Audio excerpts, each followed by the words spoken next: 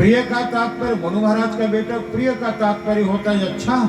अब व्रत का मतलब बेटा कर्म, है ना। आप और हम सभी प्रिय व्रत की श्रेणी में है, क्योंकि यदि हमारा कर्म सत्य है, हमारा आचरण सत्य है, एक विडंबना है हमारे आपके लिए। भगवान का नाम सत्य है, बोलो बोलो भगवान का नाम, तभी तो कहते हैं राम नाम, बोलो बोलो राम नाम सत्य है, ठीक है। तो जब भगवान का नाम सत्य है तो बोलो भगवान का रूप सत्य है कि नहीं, बोलो।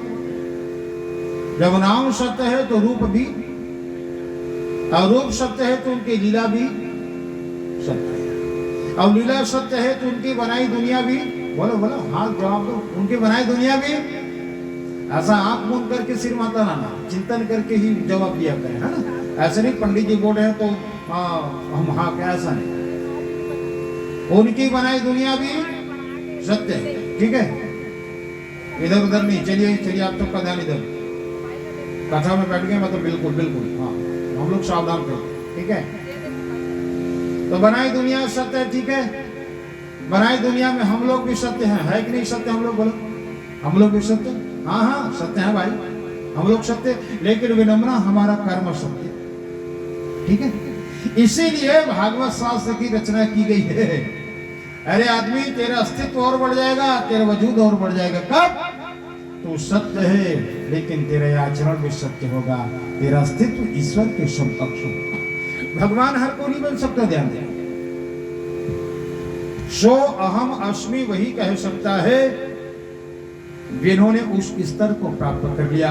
और 4 अगरबत्ती तुलसी के सामने, तुलसी माता के सामने जलाते कहो जय तुलसी माता, अरे चाय बन गई, हो गया।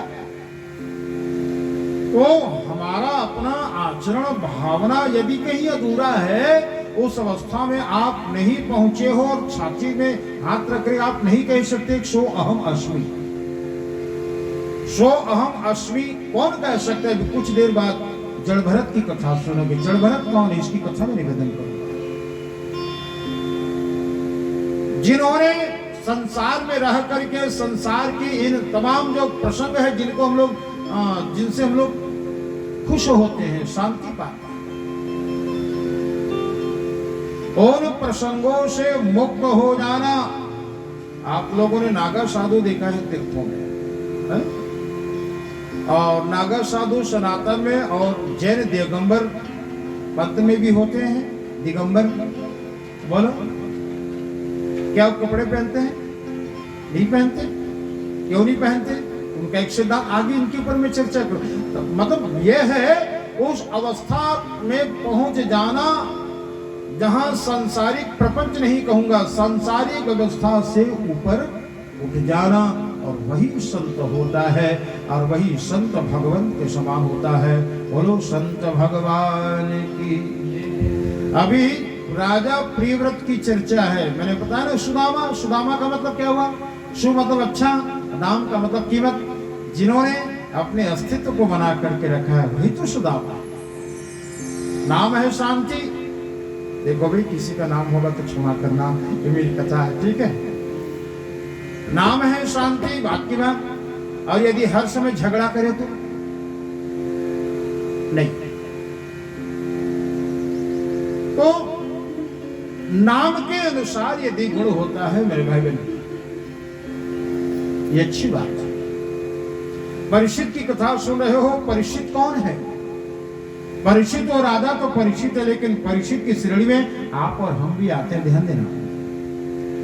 परनाम परमात्मा ईक्षित, और भगवान की इच्छा से जो जीवित है, जिंदा है, जिनका अस्तित्व वजूद है, वही तो परीक्षित। बोलो आंख हमारा है, ठीक है, आंख हमारा है, लेकिन जब हमारा है तो चश्मा क्यों लगता है? राधे राधे। शरीर मेरा है, ठीक, मेरी माँ ने जन्म दिया, शरीर मेरा है, बुढ़ापा क्यों आता है?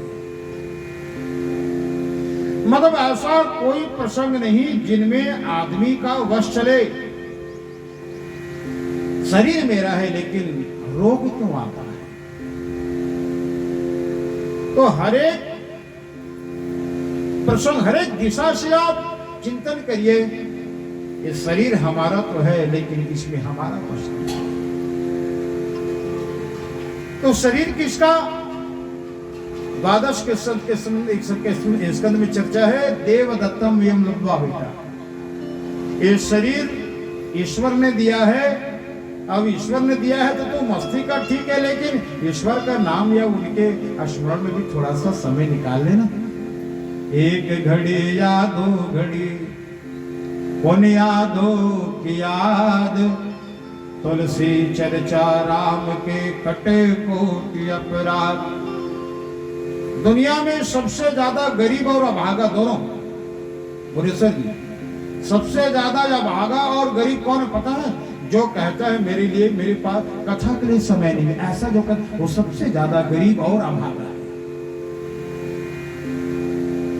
अरे तो जिस परमात्मा ने हम सबको जीवन दिया है कि उसके लिए 2 मिनट समय नहीं है तेरे को? ताली बजाने का समय नहीं, कीर्तन करने का समय, भगवान की कथा सुनने का समय।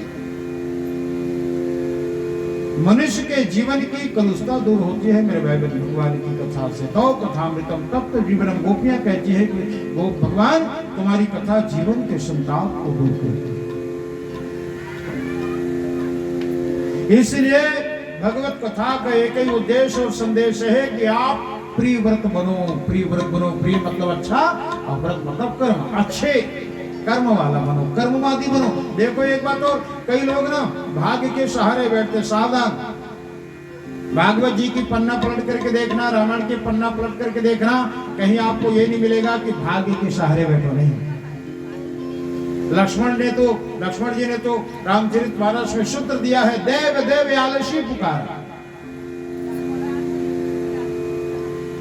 अरे ईश्वर के प्रति भरोसा करो, लेकिन ईश्वर को ही सब काम करने मतलब कुछ काम, अरे तुम्हारे पास में तुम भी तो कुछ काम करो।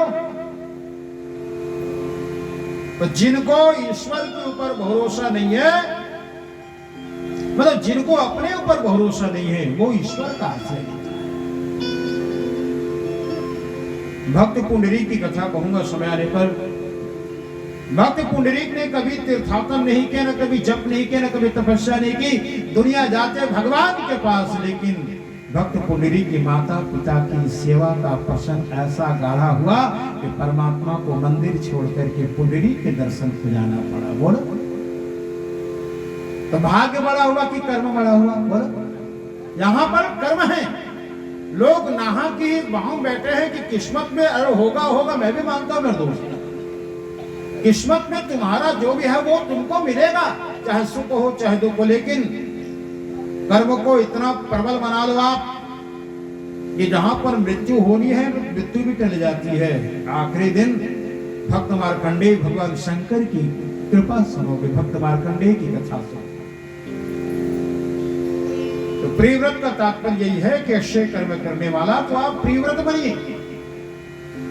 बोलो श्रीमद् भागवत महा